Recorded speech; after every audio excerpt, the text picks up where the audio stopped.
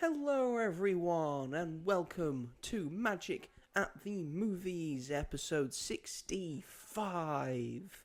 I believe. How have we done that many? We'll be at 100 soon. Not this year, probably not, but maybe next year. It's always good to have dreams. Where we talk all things movies, TV shows and anything that takes our fancy that week. I'm your host, Joe, and joining me, as always, is my lovely co-host, Robert. Guten Morgen, everyone. That's wrong, because it's afternoon. But they might be listening to this Then in you the just morning. you just say the generic one. Da. Guten Tag. Guten Tag. Yes. Everybody. Okay. Is he from Germany? That character? Sounds a bit like Gru. It was close, which is on theme for the episode. So we'll say that was planned. Yeah. No, Gru is not German. Mm-hmm. I'll edit this in of just you did that, and then we just had like a very much. Oh, well done. Okay. Yeah. That was intentional. Yeah, come on. That was a very good parody of a really good Gru voice. Thank you. Saying those words, which is on theme for what we're going to be talking about today. And why is that, Joseph? We nailed that, didn't we? Why is that? Because we've got one big movie to talk about, and then one smaller indie movie to be talking about. Because we're going to be talking about the small indie movie, which is called The Invite. Wow. And then we're also going to be talking about the big movie of the week and the weekend, and probably for your kids as well, and probably your grandmothers who use those crap memes on Facebook, because Minions 3 is out, also known as Minions and Monsters. Third Minions. A third Minions movie. I remember seeing the first one. I didn't. You didn't? This is the first Minions movie I've seen. You haven't seen the first two Minions? No. I thought, I'll see this one. I don't think I need to see the other two. You don't, but... Because I've seen 3 Despicable Me's. I understand Minions. But the Rise of Gru. I was not on the Rise of Gru train. I didn't want to wear a suit to the cinema. Oh, God, no. I thought that train was the stupidest thing ever created, but... Well, I got it money, so there we go. There we go. Yes, that's going to be the show. But first and foremost, we must start this episode like we start every single episode of this show with our regularly recurring segment, which is... What have you been up to this week? Thank you very much, Robert. Yes, he sings the theme tune every week, without fail. Yep. Holly wants to come in, everyone. Holly the dog is back, everyone. They're back from their leave? holidays. I don't remember her leaving. She's been here the whole time. Yes, portals. Hello. Hiya, Holly. Yeah, come sit down. Good girl. You stay there, okay? We're going to talk about random shit. Yeah. What have you been up to this week? Nice. Wise words. Yes, this section of the show where we talk about what we've been up to this past week, what we plan to be up to in the weeks ahead, whether that's watching a thing, reading a thing, playing a thing, doing a thing, making a thing, seeing a thing or saying a thing. Juggling a thing. I feel like juggling is doing a thing, so I think that falls under that bracket. No, it's its own adjective. Then again, all of them can fall under the doing something bracket, if we're being pedantic. It's his own verb. Juggling. Yeah. I don't think it's a verb. Isn't the verb a doing word? Yes, but the verb would be juggle. Oh. You juggle. So it's an adverb. It's an adverb, you're juggling. An ing. What a... You want to be a teacher. Yeah. Not an English teacher. I feel English drama. I feel like you have to be good with words. Oh, I am not. This will be fun. This will be fun. This bit where you have to speak. Anyway, Robert, kick us off. What have you been up to this past week? This past week has been Your first week back in the UK. First week back in the UK. I'm still not over it. So You will eventually. I will eventually. I don't think I actually watched anything until Thursday of this week, where I saw 2 films in the day.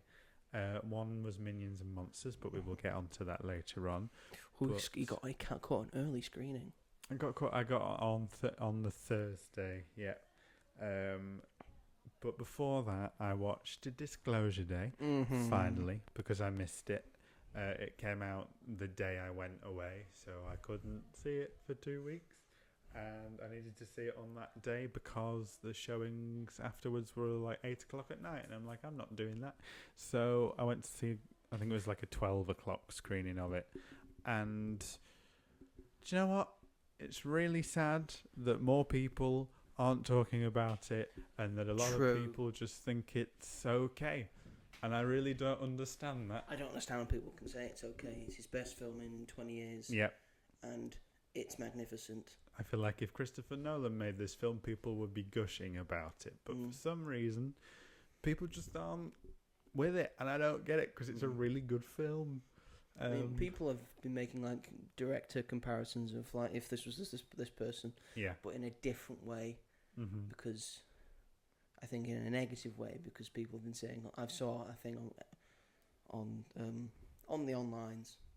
I don't know which one it was, but I think someone pointed out and said, "Is it if this film was had directed by M. Night Shyamalan on it, it would not be being as well received as it is," which I don't agree with. Because I love and really quite a few M. Night Shyamalan movies. Yeah. I do think Spielberg is the best director. Yeah. So you were always. And who's throwing shit at Steven Spielberg?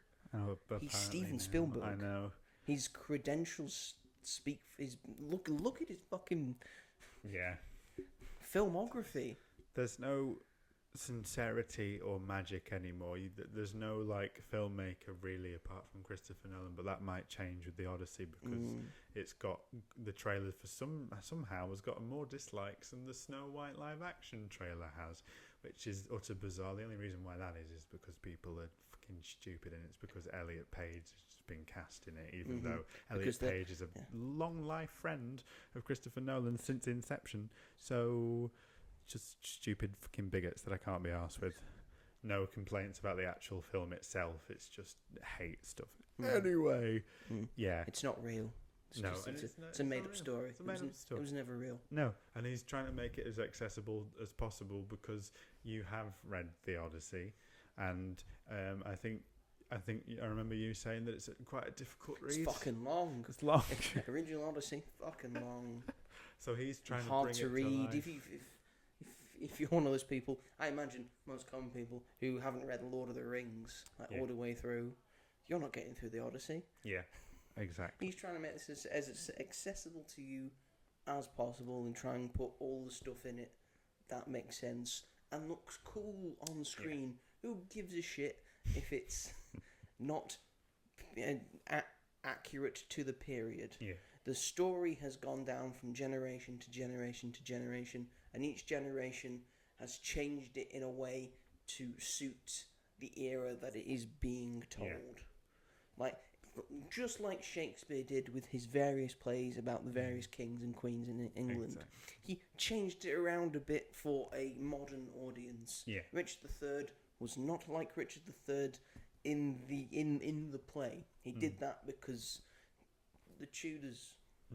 The Tudors. War of the Roses, the Tudors won. That's why. Yeah. That's why.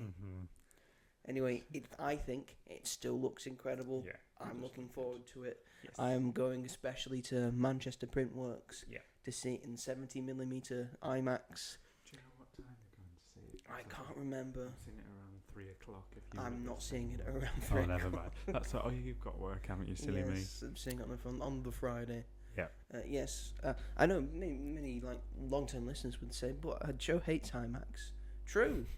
I do hate IMAX. I don't think it adds anything. It just makes it bigger and more curvy. And if you've got a bigger but curvy screen, doesn't mean I'm enjoying what I'm watching anymore. Yeah. I prefer just a big. I prefer a big rectangle. That's fine. Dolby. The thing that the film cinema screens normally that I watch them on, it's big enough. You know, it doesn't need to add anything. However, for the Odyssey, is the first film to be shot entirely with IMAX cameras. They built a camera. Built an entire camera for it. So in my mind's eye, the way to watch this film is in IMAX. And you'll probably go and see it again, not in IMAX, and see how if it makes a difference or not, which will be quite a fun experience, I bet. So it'd be like watching you'd have to watch the original Panorama or VistaVision films in Panorama or VistaVision. So it's just, I feel like there's not really anyone that you can be like, oh yeah, this director, and Steven Spielberg used to be a name where everyone was like, oh yeah, oh, it's a Spielberg so film, I'll go see that. Exactly. But for some reason with this one it hasn't, even though it's original, even though it's got similar ideas to Close Encounters and things like that, but you know what director, he's an auteur, you know, you see glimpses of things in all of his films. It's the most money one of his films has made in quite a while. Really? Oh dear. Yeah, his last two were big flops. Fablemans, what was the one before that? West Side Story. Well, of course, yeah, I've not seen that one. I need to watch that. It's fine. It's fine.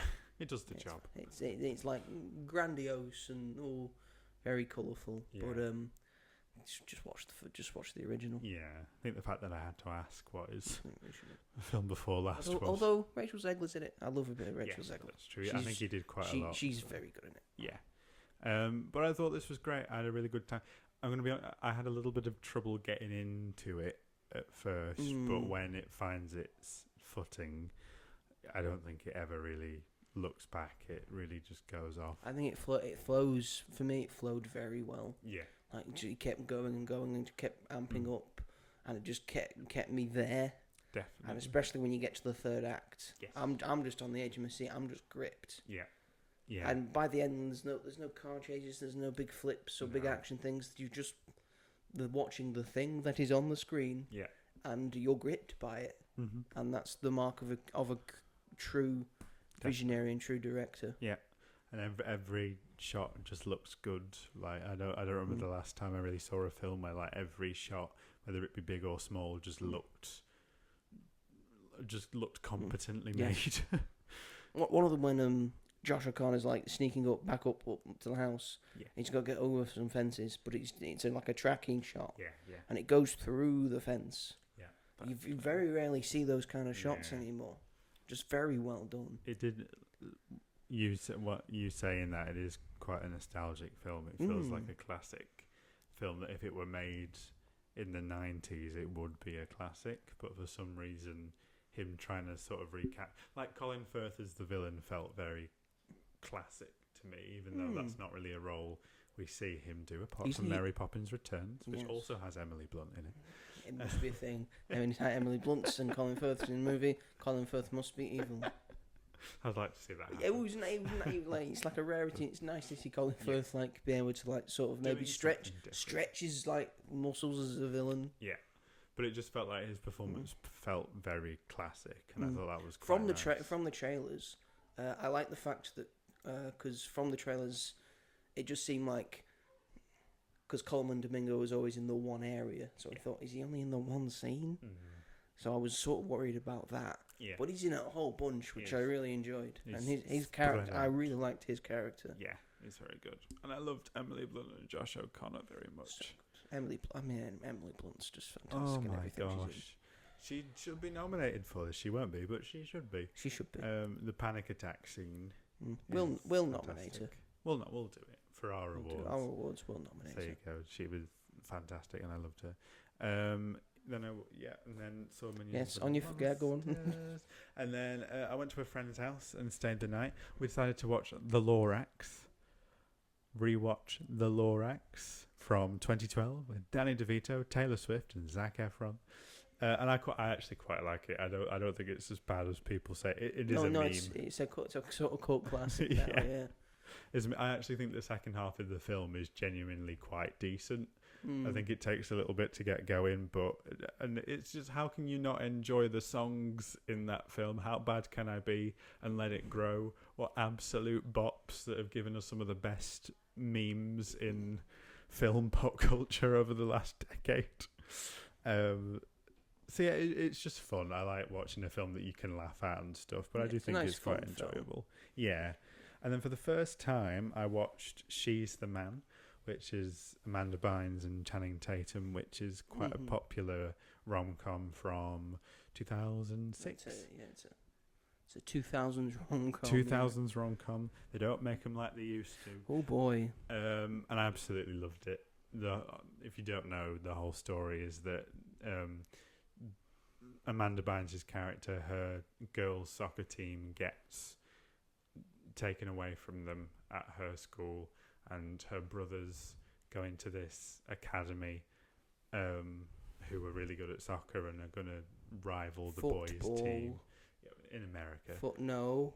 Well, they don't say football but you're in not. the film. But you're not American. But it's soccer in the film. I don't care. Fine, football. There we go. She pretends to be a brother. They're not playing so a different sport. They're playing football. Yeah, true. So call it football. It's the same thing. You wouldn't be called dead calling a path a sidewalk. Oh, I wouldn't do it outside of this, but in context of talking about the film, they're playing football. They say it's soccer. Either way, it doesn't matter. So if you wanted to refer to the difference between football and American football, you just call it American football.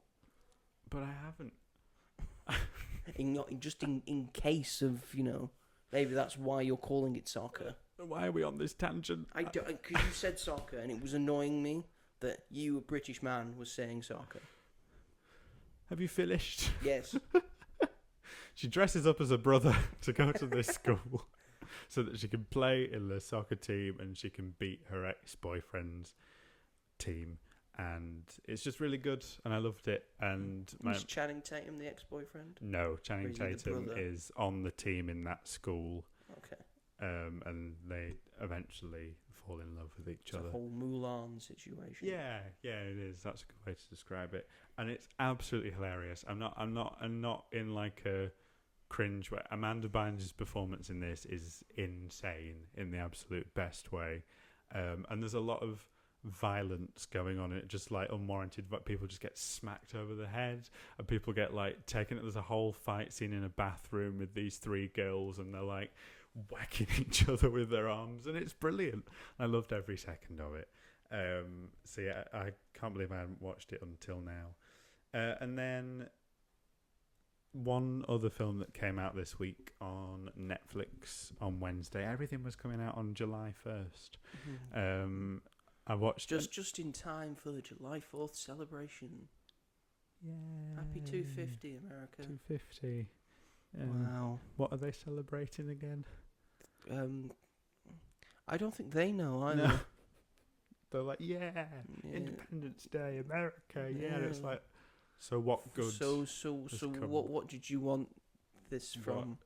Independent from? Oh, the redcoats. Yeah, but independent. Yeah, from. Not the church, no. Not the church. You didn't want to be independent from the church. Didn't want to keep church and state separate. No. That's not your Declaration of Independence, and it's not your Constitution either. So no.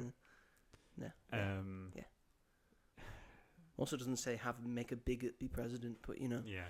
I suppose you do what you want. America, yeah. Wow, it's a terrible place at the moment. I don't know why anyone would be celebrating. It doesn't say the convicted felon can't be president. Well, you've got there are an amendment. You can change it. Yeah. You've changed it before. Yeah. They're called amendments. Just change it again. The fact that they're like openly saying, "Oh yeah, convicted felon," like yes. Why would you want someone who? Why would you want that?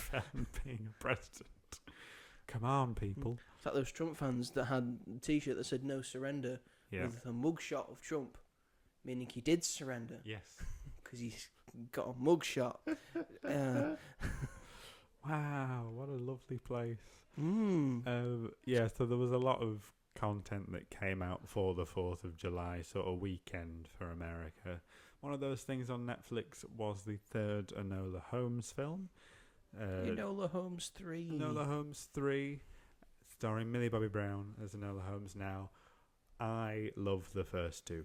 I love them. I think I love them more than most people do. I have not seen 2. I probably won't see 3. I have seen 1. Yes. I would recommend 2 a lot. 2 is darker. 2 is, I think the story's better in 2.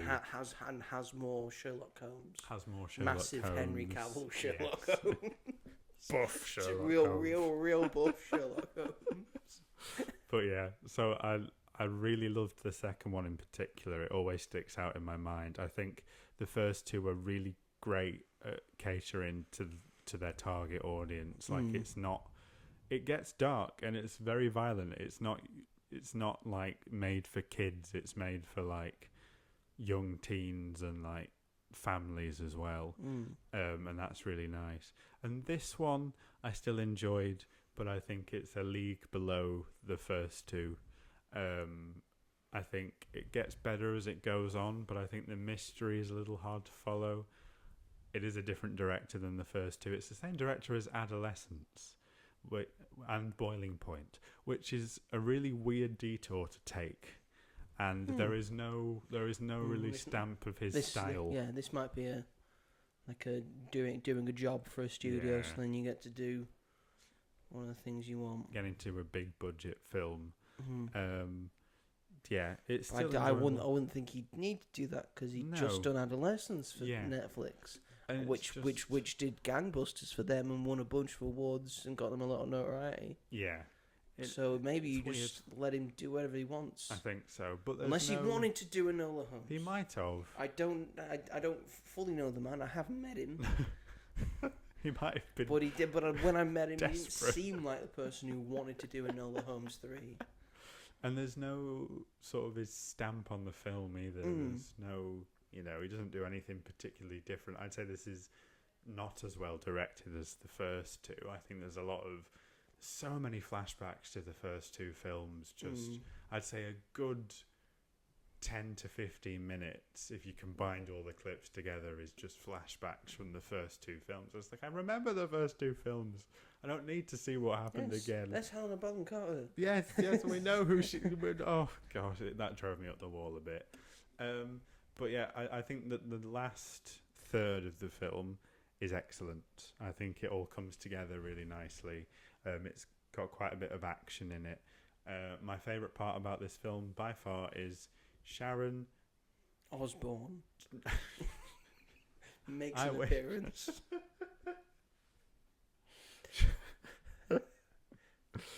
Matt Ozzy would have loved this. I don't think he would. Oh no, me Botox is failing. God, she's a weird one. I think her name is Sharon Duncan Brewster, who plays Moriarty, and she very much gives. Oh yeah, film. I have heard that Moriarty in this is very good. Yes, she is the best part about this film. She very much gives it the grit and a bit more personality. So it's a female Moriarty. It is. It's female people aren't going to like that. She's just as good as like any, and I don't know. Get over Andrew Scott, people. It's not going to be Andrew Scott every time. I know he was great. It's not going to be him every time. There is nothing about this version, the fact that she's a woman, that like makes a difference. It shouldn't. And it never. Yeah, exactly. So she's revealed in the second one, and then in this one, she's basically the main villain, and she's just excellent. She just gets the maniac quality just so down, because I think in some films they might have made her tamer, but she just goes all out. She is insane, and she's brilliant, and she looks fantastic, and she's fantastic. Helena Bonham Carter gets a little bit more to do here than in the second one, which was nice. And Millie Bobby Brown, because the plot of the first one was her trying to find Helena Bonham Carter. Yes, and then in the second one, she's sort of doing her own thing, like taking down the society and trying to progress. The criminal justice system. Yeah, blowing up letterboxes. Blowing up letterboxes. Wow. She's great. They're one of the staples of our Britishness, our letterboxes. Our letterboxes. And Millie Bobby Brown, I like. Seems to be stuck at ultimately, Netflix. she She's is. trapped. They've locked the doors. She can't escape. The thing is with it is that her performance in the first two, I think, is just so great, and she's so relatable as a character. But in this one, she's still good, but she's not as spunky and witty. And that sounds like I'm a man complaining that a woman isn't like this. But in the first two, she feels like someone you know. Yeah. And in this one, she feels like a little superior to everybody else, and she's not doing it intentionally. Sherlock's rubbing off on her. Sherlock's rubbing off. Henry Cavill's okay. He's not in I'm saying as the character. Yeah, maybe yeah. Enola is becoming a bit more like that because Sherlock's a bit like that. Yeah. And maybe she just wants to be a bit more like Sherlock. Yeah, I think the whole thing as well is that she breaks the fourth wall. She talks to the audience, and she does that a lot in the first two, and it's really funny and it works well. She does that a lot less here, and I think you really feel that she's not as connected with the audience. The whole thing is that she's having a wedding, marriage scene, not marriage, with Olivia Rodrigo's pretentious boyfriend Lewis Partridge, who is all right to be fair, but you should see him in some interviews. So there's a whole compilation of Millie Bobby Brown just being done with his pretentiousness. But yeah, it's enjoyable, but I think ultimately the mystery isn't as good, and it can feel a little disoriented sometimes.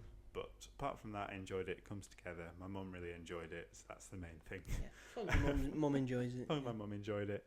And I also watched the first 3 episodes of X-Men 97. As did season 2. I can jump in here. Yeah.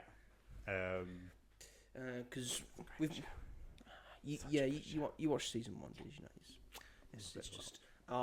It's so great to have X-Men back.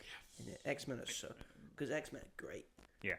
So there was a reason before post MCU that they sold off Spider-Man, they sold off the Hulk, and they sold off the X-Men. Yeah. Because those were the only things Marvel had. Yeah. They were their A-listers. Yeah.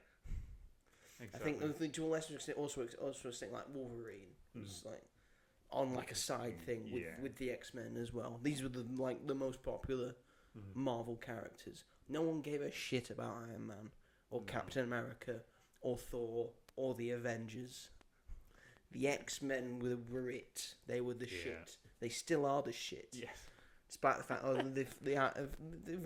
they're coming back into comics now. They've come back into comics now because Marvel owns them again. Yeah. But before that, when Fox owned them, they couldn't give a shit about the X-Men. X-Men had like no titles at all. But Wolverine had like his solo title, but X-Men did not. They like disbanded them. They were off in like different tangents. They made Cyclops a villain. Yeah. The whole thing had happened. They're all back together, all like different groups of X-Men. They've got like a main X-Men one. Uncanny X-Men's back as well. X-Force is there as well, and they're back in full swing. Good. I love X-Men. I'm glad. There's a good. Everyone loves X-Men because as a comic book reader, you see yourself most in the X-Men because the main moral and message of the X-Men is that it's okay to be different. Yes.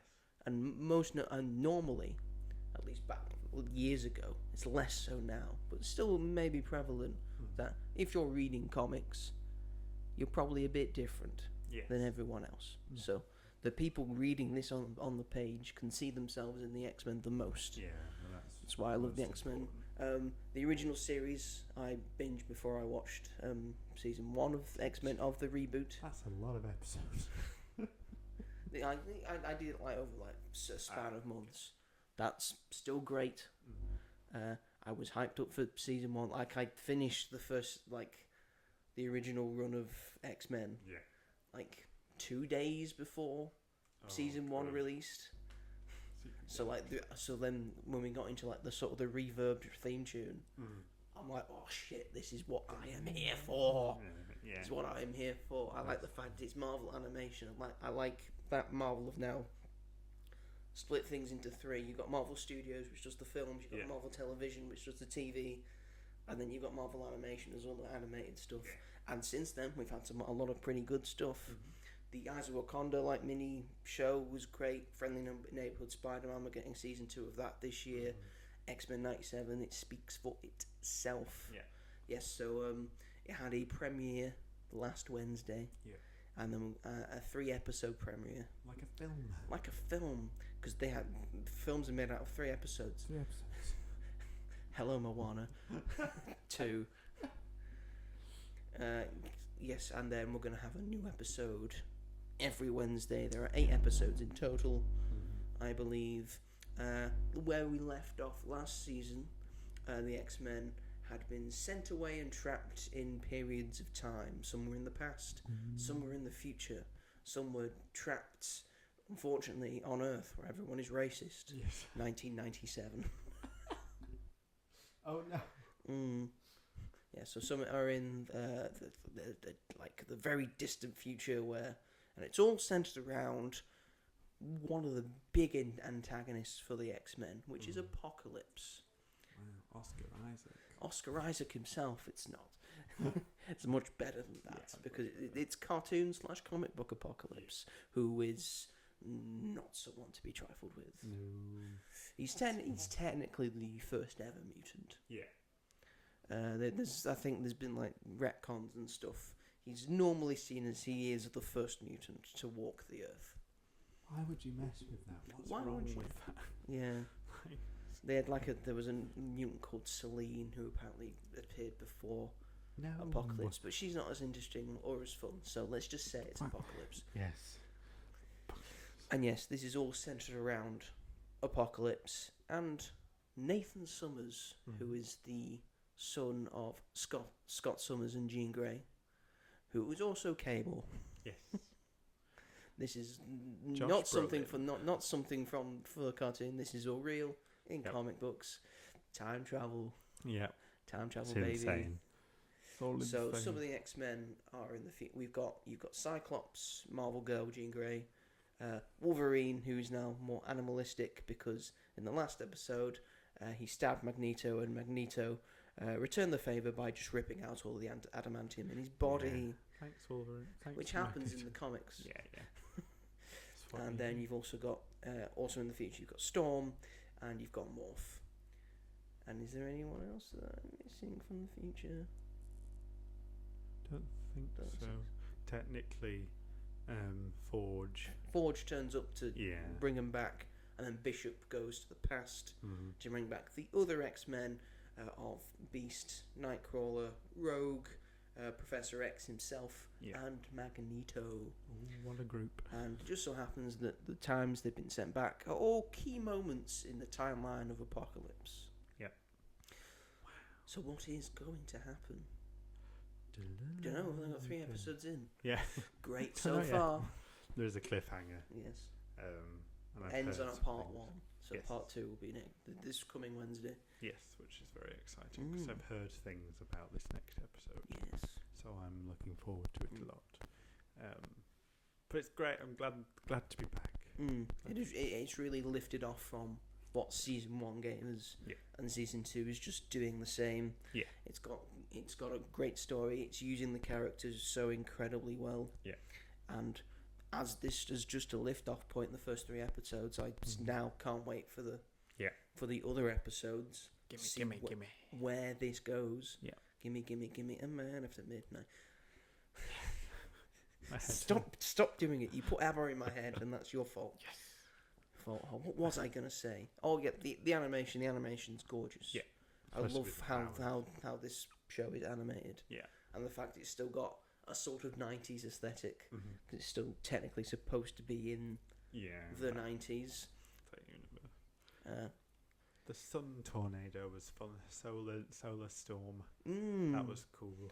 So it was cool to see a solar storm. Wow. I had to see Cable get his arm. Yeah.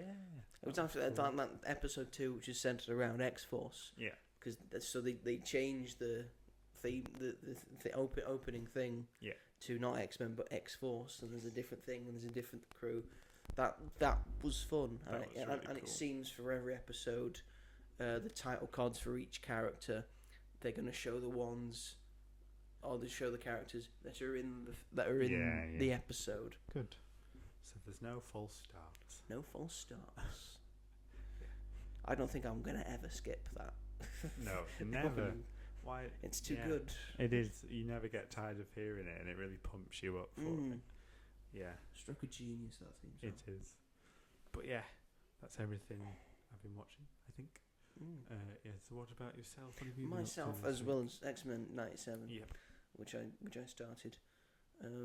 What have I been watching or doing or saying? Have I been saying a thing? What a question. It is. We can see it's a real quandary, that question. You know. Dear. Like, what do you say to it? What do you do? What do you mean? I can't answer that. Well, I sorry.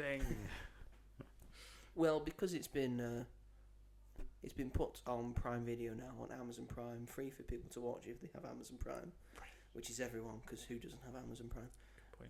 It's because Project Hail Mary I rewatched again because it's now on Prime. Lovely. And because we were talking earlier, I had to pick my my brother and my dad up out of town, and I was like halfway through watching it. I said, "Can you come pick us up?" Fine. I drove down. We had a drink or two.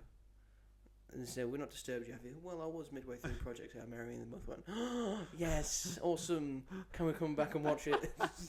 I want to watch that right now. Yes. I said, "What are you watching?" Going, "What's on Prime?" It's on Prime. Well, I know what I'm doing when I get home.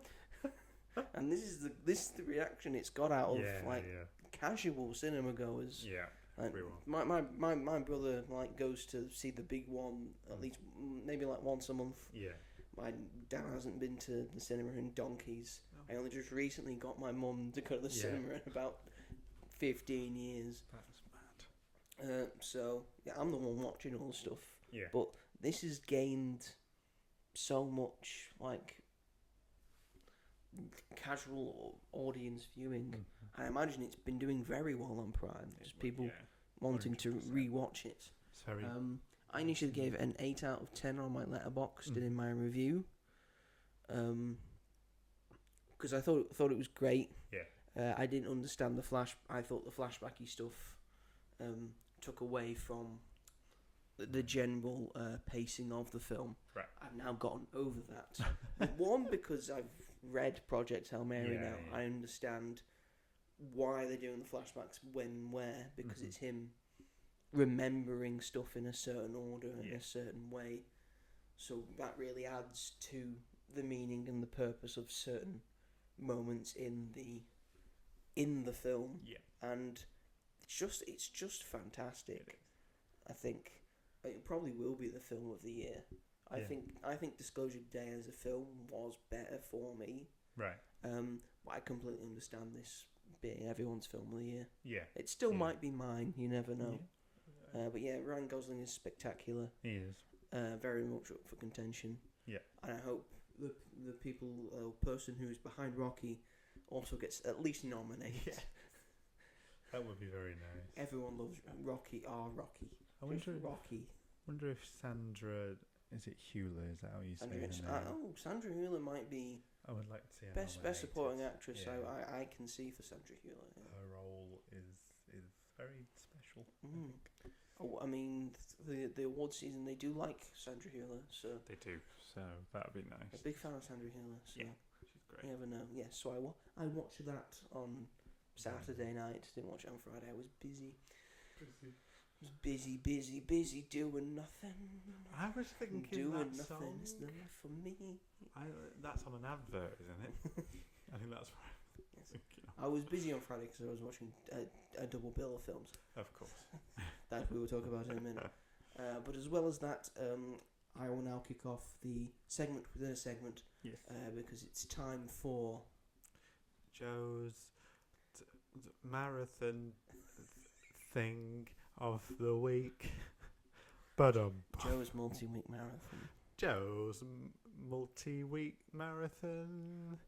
This jingle needs work. You need to go back to the shop and rethink this situation. Back to my recording studio.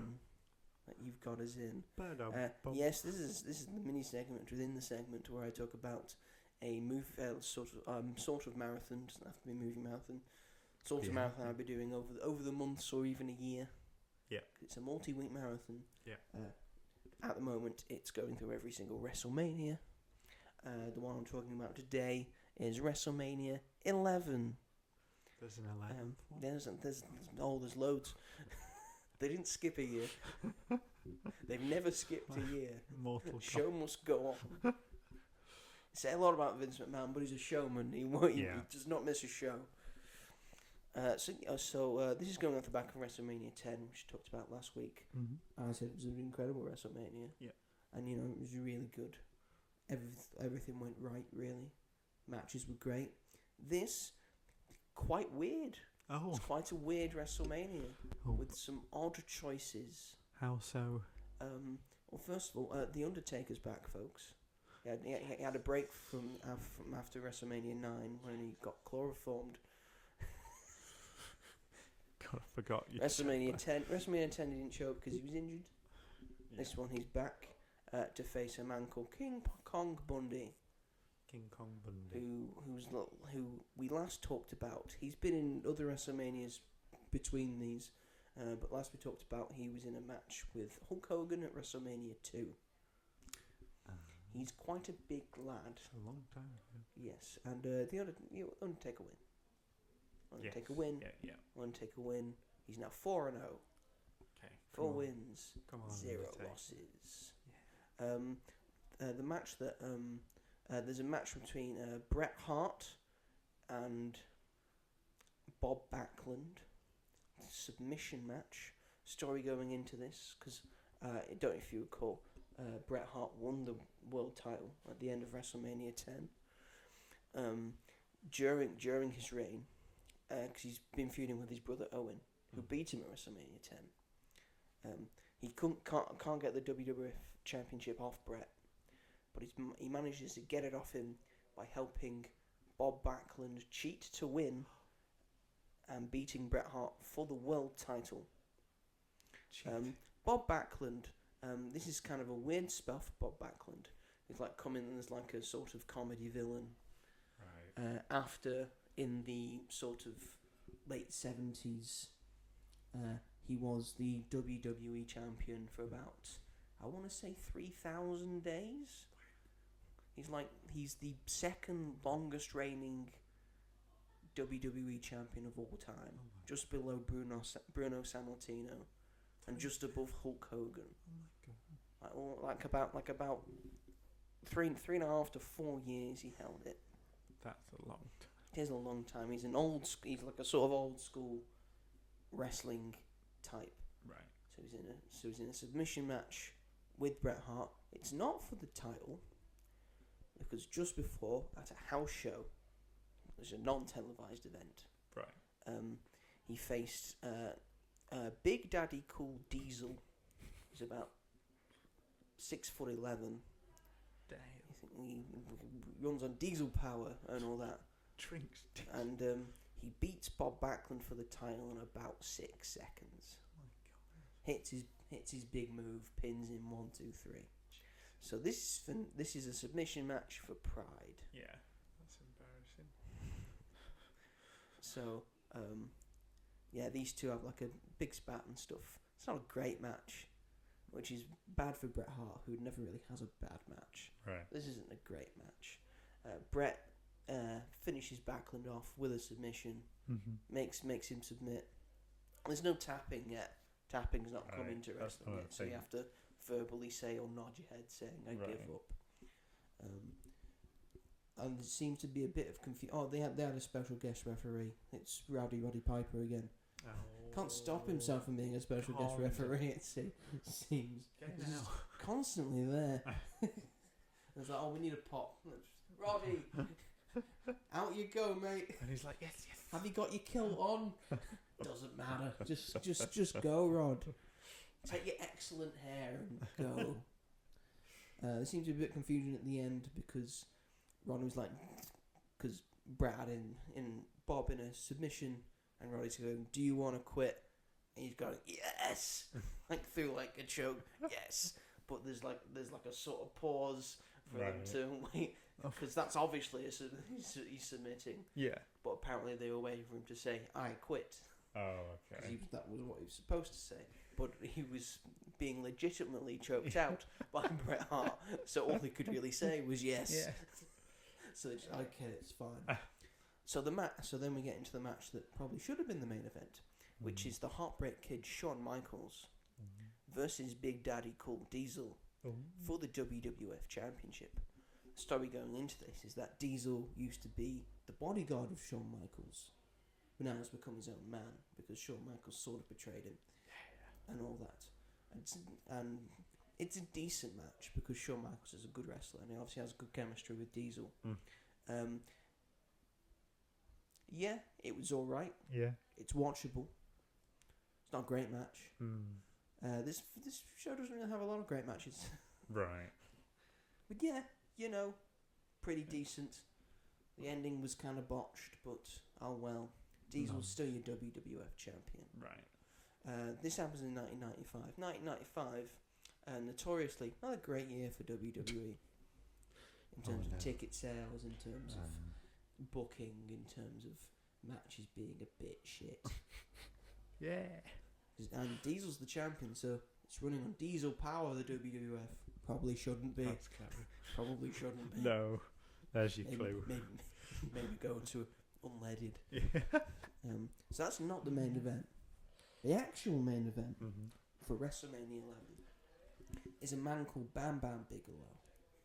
He's like a big sort of like 300-pound man. He's got like a tattooed head. Right. He's an excellent wrestler. He's really good. Like a sort of a big guy. He can do moonsaults and flips off the top rope. Like a 300-pound guy. Yeah. He's really athletic and really agile.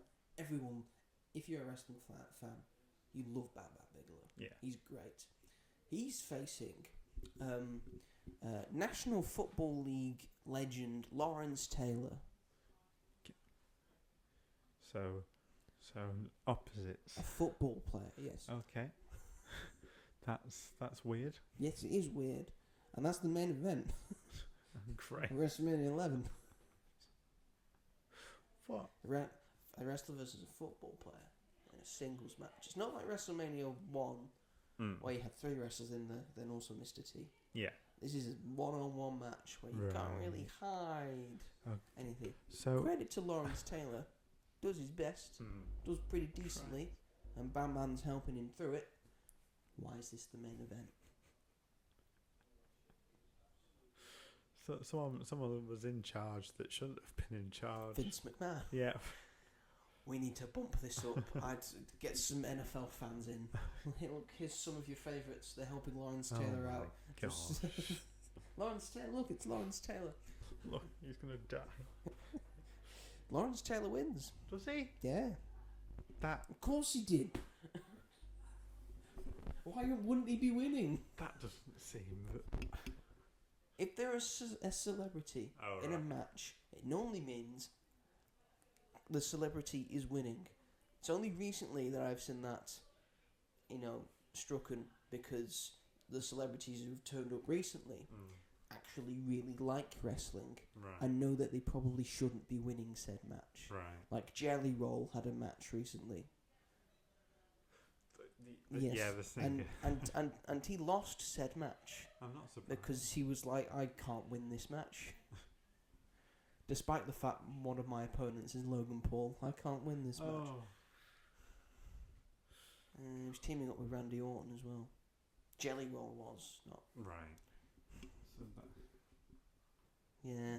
That's all very sad. Yeah, WrestleMania 11. I won't remember it. What a time. What a time to be alive. 1995. Let's hope it gets better. It's gonna get better soon, I promise. Don't worry, Joe. It'll get better. Hate to admit, it's getting better. A little better. Would you say all that's the weakest? Time. Oh no, WrestleMania 9 was far worse. Oh, okay. Because at least this had a decent match for the title. Yeah. And Bret Hart versus Bob Backlund was kind of fun. Right. At least it was enjoyable. And at least The Undertaker didn't get chloroformed. Yeah. Actually won the match. That's the standard you hold it to as well. Well, at least chloroform At least wasn't chloroform involved. wasn't involved in a match between a person who's pretending to be a dead person Yeah. and like a 7 foot tall man wearing a sort of ab suit that's got hair on it to hide his genital bits that you won't see because he's wearing a sort of morph suit. That was Giant Gonzalez. Look at what he looks like. It's odd. Okay. It's very odd. That's not fun. Anyway, that's my week. Yeah. Shall we move along to our main topics of discussion? Oh, our flicks of the week. Our flicks of the week. Which one do you want to start with? Shall we start with the yellow little ones? The yellow little ones. But we're not talking about in the CVVs. CBeebies. Yeah, those weird We're not talking about them, Robert. Oh, okay, sorry. Okay.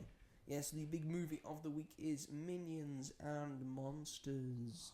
This is the third Minions movie that is just all about the Minions. Yeah. No growing it at all, except for the second one.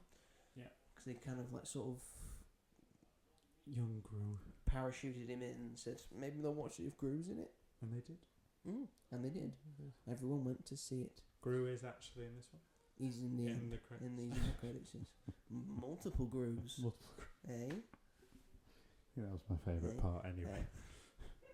This is directed by a man called Pierre-Louis Padan-Coffin, Pierre Louis. who co-directed the first 4 installments in the Despicable Me He franchise. voices them, doesn't he? He voices a few of them. Okay. I think I think they're mostly voiced by women. Oh. It would seem because it's got the high-pitched Yeah. tone for most of it. Yeah. Which kind of coincides with the fact that all the Minions are boys. Yes. Because Pierre Coffin has said that he couldn't imagine girls doing anything so stupid. Yep. Which is true. He also has co-written this along with Brian Lynch. This stars Pierre Coffin himself, who's voicing some of them. Trey Parker, Alison Janney, Christoph Waltz, Jesse Eisenberg, Jeff Bridges, Zoe Dutch, Bobby Moynihan, and Phil Lamar. And Star Wars? who made Star Wars? And George Lucas. Was it actually George Lucas, or was it someone doing it? It was actually George Lucas. That makes me happy. Makes me happy. It has a running time of a brisk 90 minutes. It does. Which is fun. Yeah. Had a budget of $85 million. Probably because they just paid George Lucas a Diet Coke. Yeah. I'd do it for a Diet Coke. Yep. And it's currently sitting at a box office of $160 million. Pretty much has already made back its money, including marketing. I think it's the lowest opening of the franchise yet, but even so, it's fairly decent, I think. Lowest opening for the franchise yet. However, I think probably the best one. More than Despicable Me. Maybe not more than Despicable Me or Despicable Me 2, but I think it's a solid third. I think it's a solid third. It's the best Minions movie. By far, it's the best Minions movie. You have only seen this one. So it's by far the best Minions movie. I also looked at the Rotten Tomatoes scores. It's by far the best Minions movie. So, what did you think of this, Robert? Or do you want to go through what the film's actually about?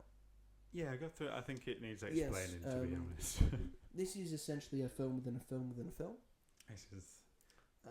The main part of the film is that the Minions are still out and about looking for a master to serve. That we're in a different group of Minions than the usual ones that we see. Normally held by Stuart, Bob, and Kevin. There we go. This one, the main Minions that we are following are called James, Henry, and Ed. And James, he's actually a very creative minion who wants to tell stories and stuff. So they make their way they find themselves in Hollywood and in a movie scene and get cast in movies in the silent era of Hollywood. Yeah. And James, this takes a life of his own. But then sound comes along and sort of ruins Minions' careers. Yep. Because of course it would. They sound like they sound.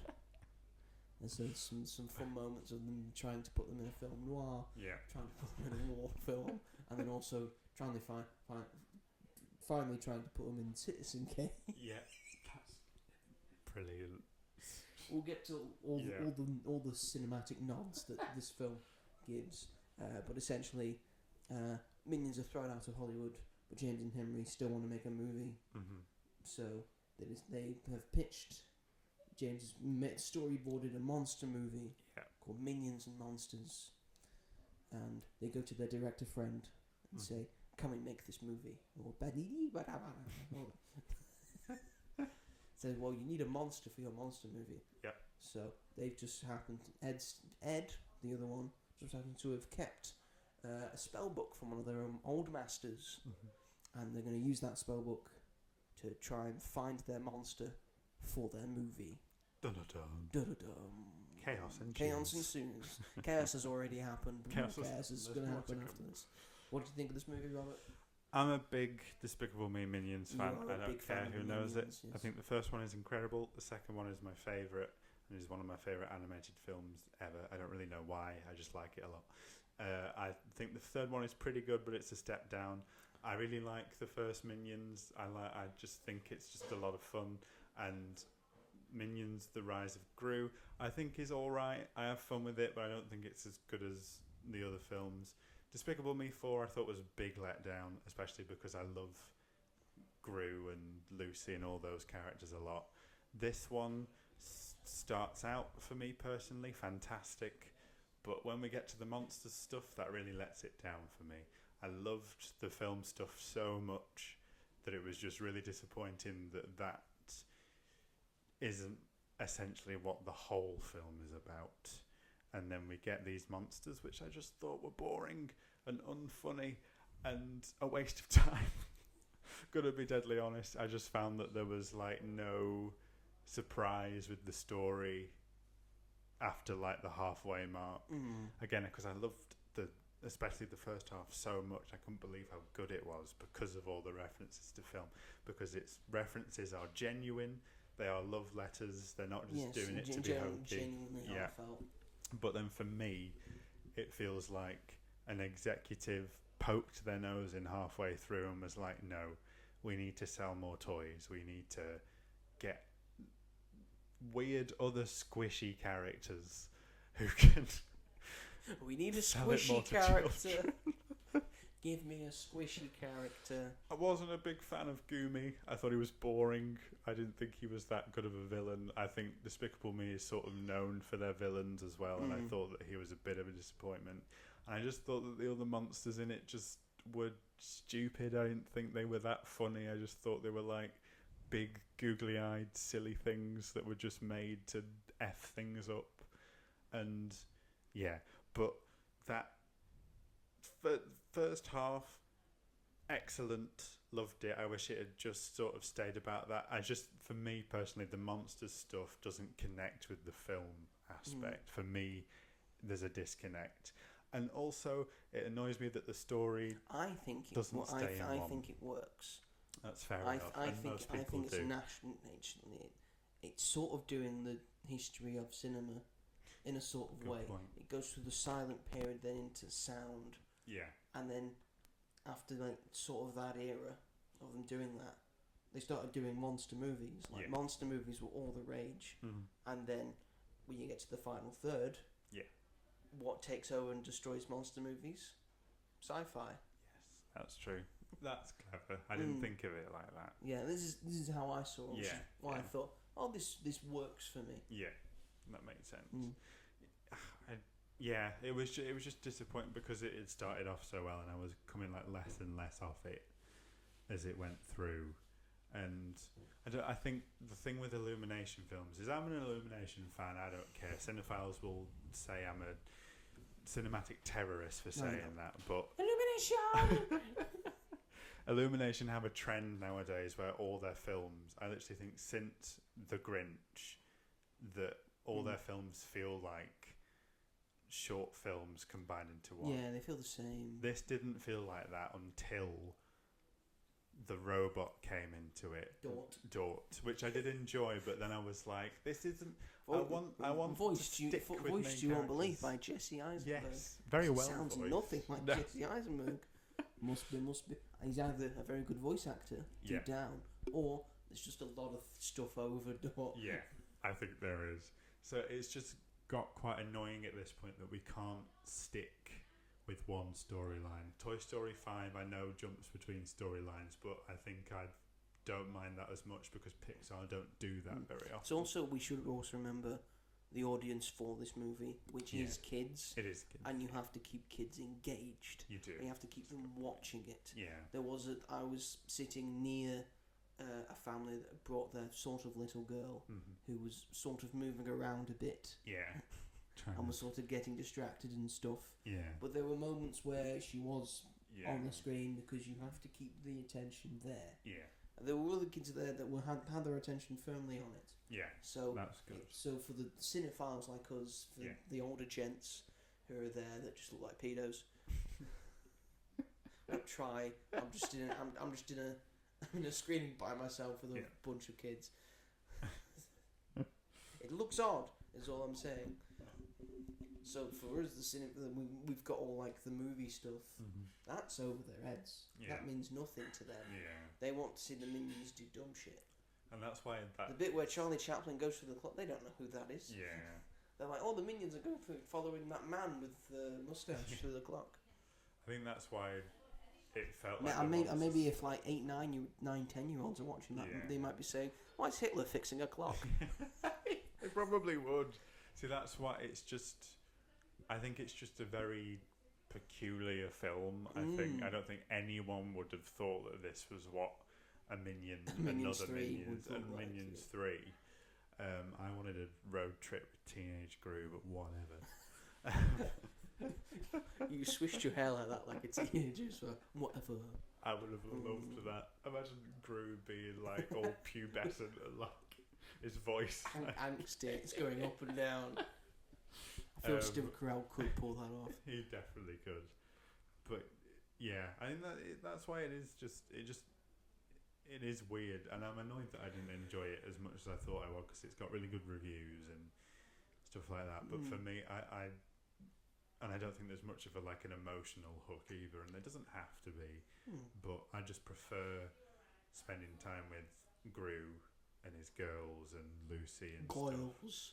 It's Goyles. Again, Despicable Me 4 was a disappointment because it just felt like 3 short films whacked into one film. But I just prefer that side of things. But for me, like the first Minions has just a straight storyline. It's not going back and forth. It is just following those 3, and I like that about it. But yeah, it's just a weird one. But again, the film stuff, it should be seen just for all the film references and homages. It's worth it because it's so good. But obviously you're more up on it than I am, which I thought would be the other way around, if I'm honest. I quite enjoyed this. I'm glad you enjoyed it too. To the film references, I like the fact that for the most part you could sort of understand what the Minions were going on about. Yeah. Because they just add the little word in so you know what they're on about. Yeah. Or it's just their eyes and their movements and such. So that helped a lot. Thought the voice acting was very good. I liked all the references, or the sneaky references as well. Like Jeff Bridges voices 2 twins, Frank and Elwood Bright, the Bright brothers, who run a film studio called Bright Brothers, which I think is a dig by Illumination and Universal against Warner Brothers. Yeah, definitely. It's almost definitely that. Yeah. Again, they had Charlie Chaplin was in it. We pretty much saw a Minions version of the Great Train Robbery. They do a Buster Keaton bit. They do a Benny Hill bit. Yeah. Which was fun. Just so many references and nods to cinema. Yeah. I mean, the character of Dort is a parody of Gort from The Day the Earth Stood Still, which I did not think was going to be in a Minions movie. Minions 3. Like sort of the first serious sci-fi film. I mean, just incredible. Again, and also goes at a clip. Really good fun. Yeah. Really good humoured. I can get along with this. It's just a nice, fun film to go and watch. Definitely. I enjoyed myself. Yeah. Which I think is what you're supposed to do in a Minions movie. Minions 3 and Monsters. Minions 3 and Monsters, yes. I reckon. I also like the fact that I also like it when films that are about making a film, the film that they are making in the film is the film you are watching. Yes. Because the film that they make in the film is Minions and Monsters. And you're watching Minions and Monsters. Layered. Yes, it's very layered. And then they're also making a film about... You're watching a film that is a film about how these two minions made a film. Mm-hmm. Yeah. And how they got to make said film. It catches you off guard at the end. This is also a film. So did this happen? Or so did they hired George Lucas to get in a glass. Where did they get the money from? The other like statues of actors, famous actors I can see, are they also real? Are they real? Have they frozen them in town? I see Humphrey Bogart over there. Is he real? Is that Alfred Hitchcock? That was cool. You could have spent all day. I could spend all day just looking at all the Easter eggs at the very start of that film. Yeah, it's very clever. Yeah, I don't know. I wish I was more. I was like sort of shocked at how you thought about it, because I thought when I came out, I thought Robert's gonna love this. Yeah, I thought I was gonna as well. But yeah, I don't know. It was just missing. I just didn't feel like it felt complete. Like I reckon it was probably called like Minions at the Movies or something, and then it was changed probably later on. That's just what I think, just because I think that the Monsters thing doesn't perfectly flow with the rest of the film. But you did, like, your point of view has opened my mind more, and it makes a lot more sense. So maybe if I watched it again with that's just something off my head of just that might not be the real reason. Yeah. But for me, that just makes it seem better in my mind. And I appreciate them trying to do something different as well, because they could have made the Gru road trip film and it would have been similar to... I also like that they swear a lot in this film. Do they swear? Yeah, they keep saying dick. His joke, one of Minions is called Dick. He does not like to be called Richard. He is called Dick. Dick. Oh, okay then. Richard. He's got a stick. He's and I think not fun. He's the first long minion with one eye. Is he? In the franchise, yeah. All the long minions had two eyes. Yep. They never, like, even though there's a picture of, like, a poster with one eye, there's never in the films. Wow. He's the first one with one eye. Wow. Interesting. What a bit of knowledge. Interesting. That is fun. Someone might be commenting, being like, "No, it's not. There is a one-eye minion at 1 hour 27 minutes in Despicable Me 3. Well, actually, if you actually go along and think, fuck off." There you go, hit it. So that is Minions and Monsters, everyone. Go watch it. Give it a go. Yeah. Take your kids. I wonder what's next for the Despicable Me franchise. Despicable Me 5, probably. Or maybe just stop. Despicable Me 4 made $900 million. Yeah, we're getting Despicable Me 5. Minions 2 made $900 million. We're getting a Minions 4. These will never end. We'll have to see how this one finishes. Everyone loves the short yellow men. Yeah. Yes, that's Minions and Monsters. Shall we move it along to a more serious adult film? More serious than adult, that's boring. This one isn't. No, it's not. This one is not. This is called The Invite. This is the third film, I want to say, by Olivia Wilde. Yes. This comes after her first film, Booksmart.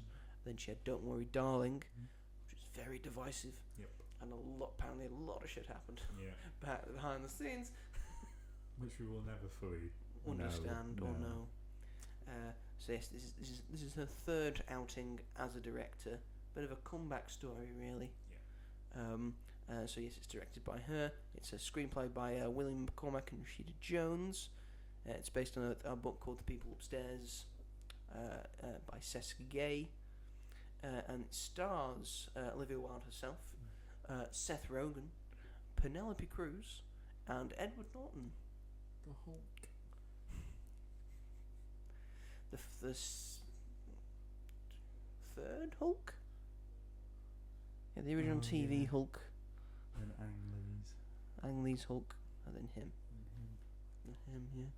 We're We're already on our fourth Hulk. Good God, what's the world come to? I don't have what the budget was. I imagine it was small. But I do have the box office in front of me, which is also small. It's about 1.3 million that it's made at the moment. This is not designed to make money. No. It's designed to be just a very good film. It debuted at Sundance in January. What this is essentially Seth Rogen and Olivia Wilde are married to each other, and they've invited over their upstairs neighbours, Penelope Cruz and Edward Norton, to a dinner party, and hilarity ensues. Yeah. A lot more than hilarity. A lot more. What did you think of this film, Robert? I saw it this afternoon. I'm fresh. Yeah, you're fresh.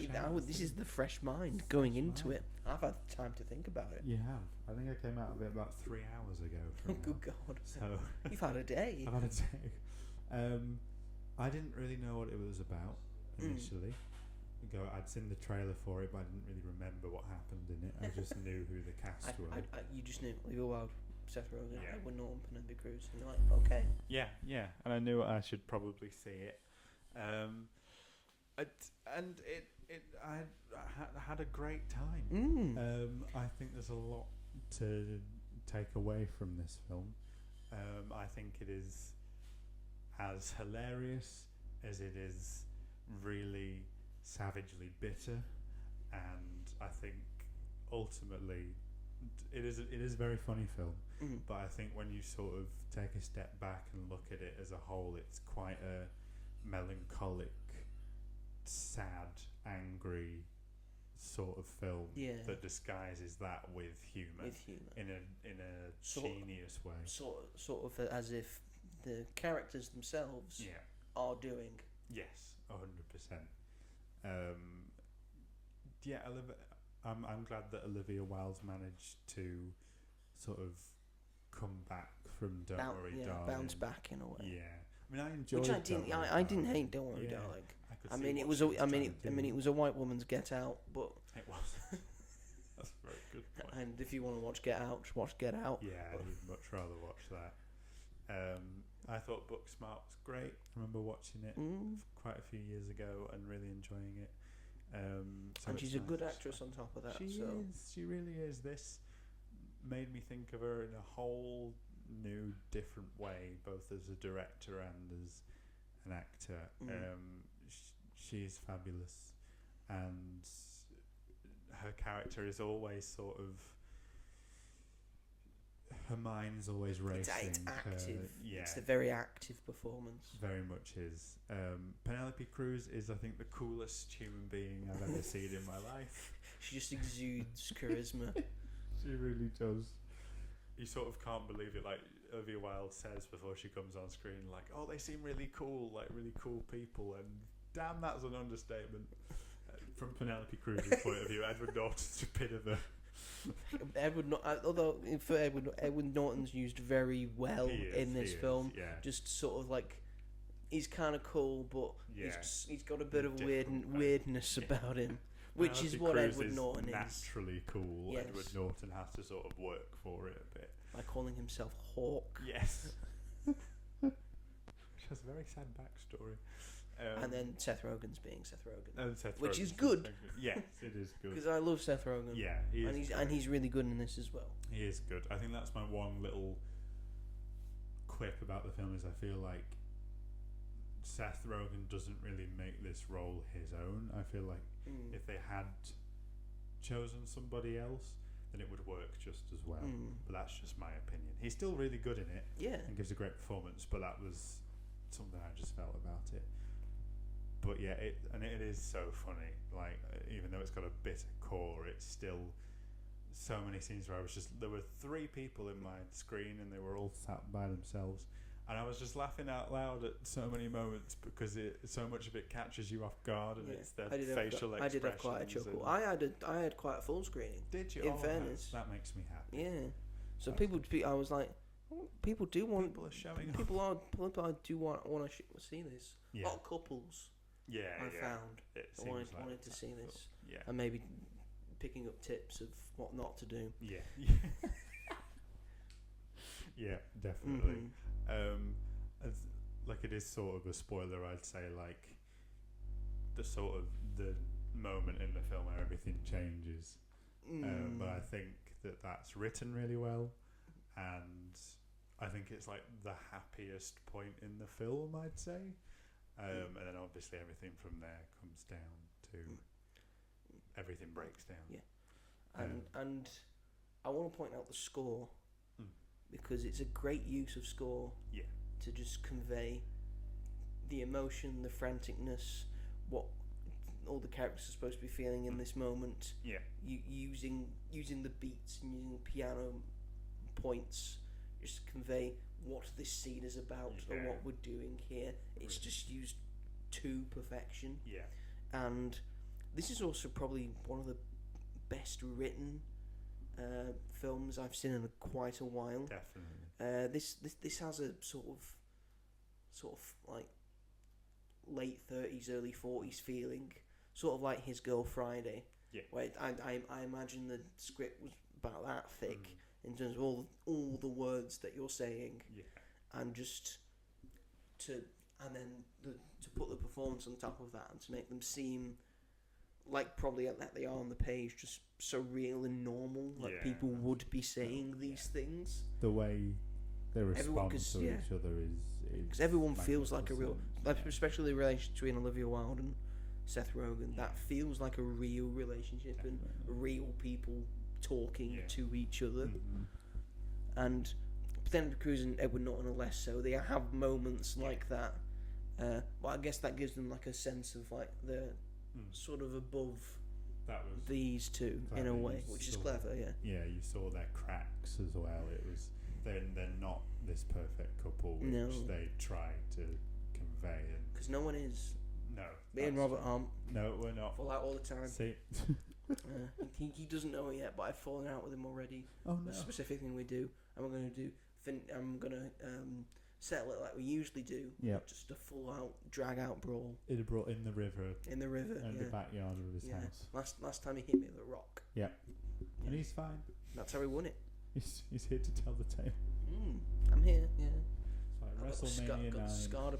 They didn't use a rock because the Rock was not in WWE. I'm taking ideas.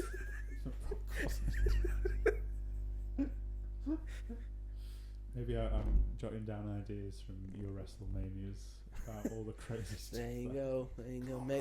Maybe this is a mistake. I could use chloroform. That's it. I'll use chloroform. In the 90s. He didn't get away with it. He got disqualified. He did not get away with it. I need to look up that clip later on. Yeah, enjoy, I guess. Enjoy. There you go. That was a scene from The Invite. Pretty much, yeah. Right there, that's what it is. They're just, but it's the same old.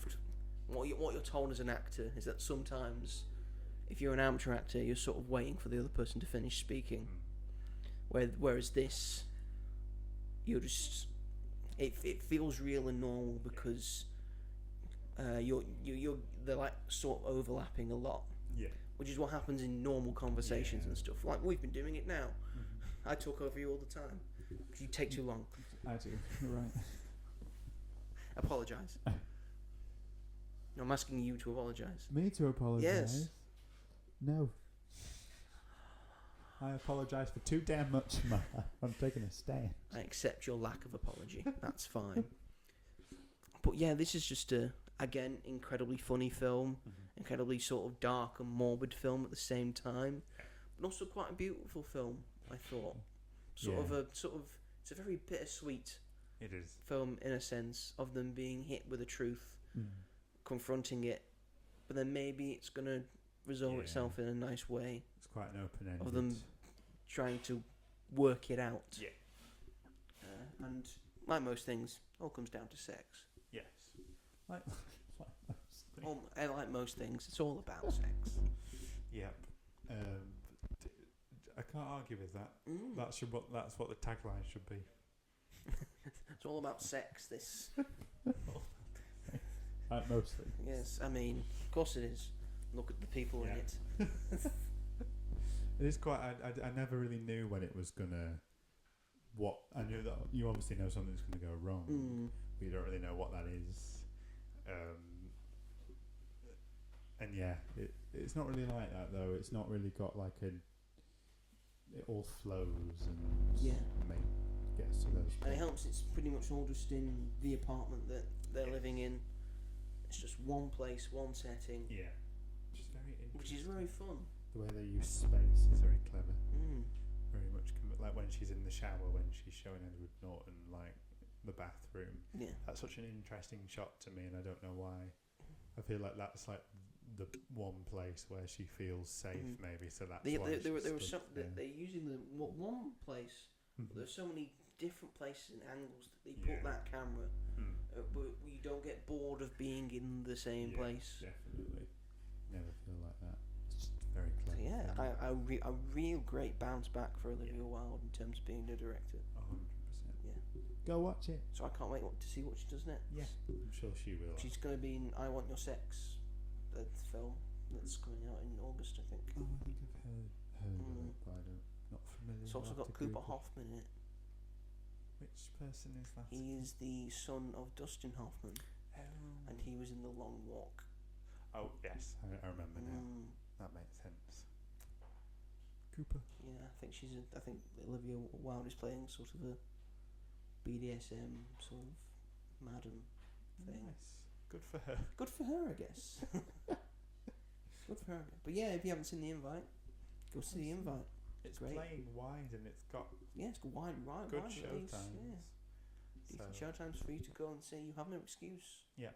Because I'd rather watch this over Moana. That's coming out this week. Which I will be busy for, so I won't be watching it.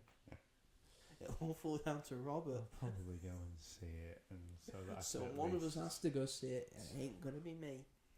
I'll be too busy. Can I come? No. Whatever the hell I don't care what it is. No.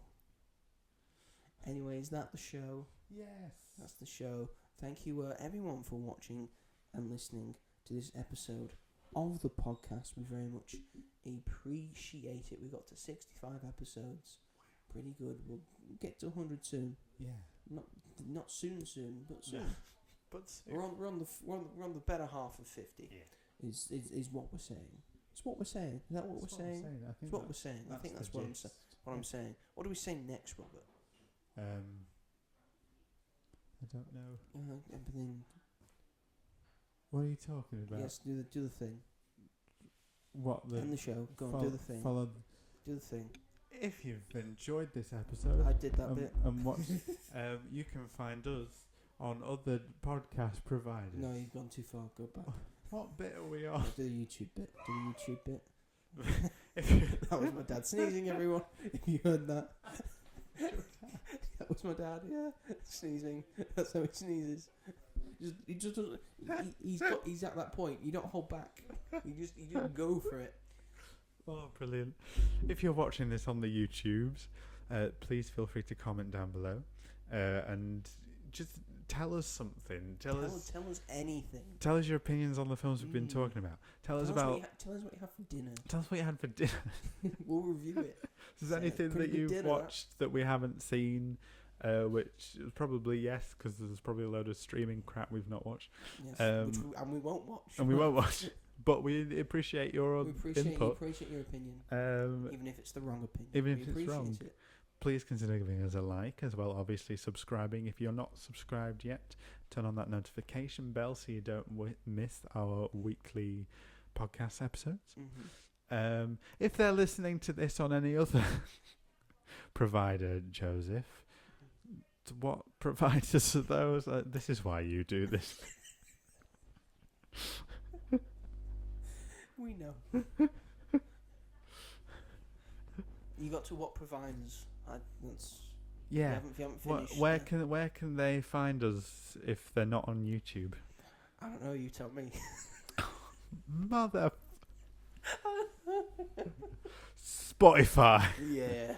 Amazon Music. Oh yeah. Apple Podcasts. Woo. Sony Podcasts. Yeah. And wherever else you may get your podcasts. Very true. Ooh la la. What's the next bit? We are both on Letterboxd. Yes, we are. If you want to find Joe, his username is Ginge101. He does shorter, funnier, quippier reviews. Thank you. I am also on Letterboxd. I am robonfilm. I write too long reviews that. Very, very good in-depth reviews. That is very kind of you to say. That you should all read, and they're very good. That's very kind of you. They're less full for older films that he's watched, but the newer ones, he goes very in depth. Yes. And he gets his full opinions. Yes. Out. It's very well worded, and thank you very much. He's very kind. He's good at what he does. I'll give you that tenner later on. Yeah. Yes. But we agreed on 12, but that's fine. £2 commission. For tax. It was tax. And you can also find us on Instagram. Joe has a whole thing going on Instagram. Why don't you tell them about that? Instagram is the Mighty Joe 888. Yep. It's a whole different thing. Don't worry about it. Thing. You can leave me a message there. Just yeah. But it's a different thing. Yeah. Okay, it's a different thing. Don't worry about it. Don't worry about it. We all worry. I am robghall on Instagram. I post on my stories. I post my reviews so that you can go and find them. And I have one post on my account. When did that happen? Sometime last week. Oh, from my Florida. Yeah. So go and like that. Shameless plug. Next week, Moana Rob's live going to talk about action. Moana. Evil Dead Burn comes out, but I gonna don't be think I'll watching be seeing that. Although, if you want to watch a better film, what is the better film? Oh, is there something? Probably Evil Dead Burn will be your best, best option for a better film. Definitely be better. I might watch original Moana, and then I'll probably get the same, if not better, experience than watching Moana. You should do that. Which will be the same film, but not as good. And I'll be jealous. Because Dwayne Johnson's face is not as reactive. Even Moana 2. Even Moana 2 would be better. That, yeah. At least the animation not out yet. Is nice. Any film can be good. I will say, no film trailer has really made me feel the level of anger that the Moana trailer does. The newer one or the original? The new one. The very Maui one. Just anything with his face in it. Yeah, it doesn't look right. You'll probably have my review next week. I can't wait. It could be good though. It could be. We can talk about X-Men 97. That'll be out then. Another episode will be out then. Yeah, we'll do a weekly thing. We'll do a week for it. Yeah. I don't think there's much else really. Yes, we're just waiting for the week after, which is the Odyssey. Yeah, which and then big boy. And then the week after that is also a bit of a dud, and the week after that is Spider-Man. So something else coming out when the Odyssey comes out, but I can't remember what it is. Won't matter because the Odyssey's out. It won't be as big a deal, but I can't remember. It'll come to me at some stage. I'm sure. I'm sure. Sure. Thank you very much for listening. We hope you have a lovely week. We hope you do. I hope you have a lovely week as well. Okay. Yep. Bold of you to assume it's going to be a good week. Well, I hope it's good. I hope it's good too. I hope your week is also good. Thank you very much. You do less work than me, so it probably I do a lot less work than you. Less work. But I get paid more, so you do. That's a good point. Swings and roundabouts. Yeah. But yes, thank you very much for listening, folks. We were talking about that Taste Manchester.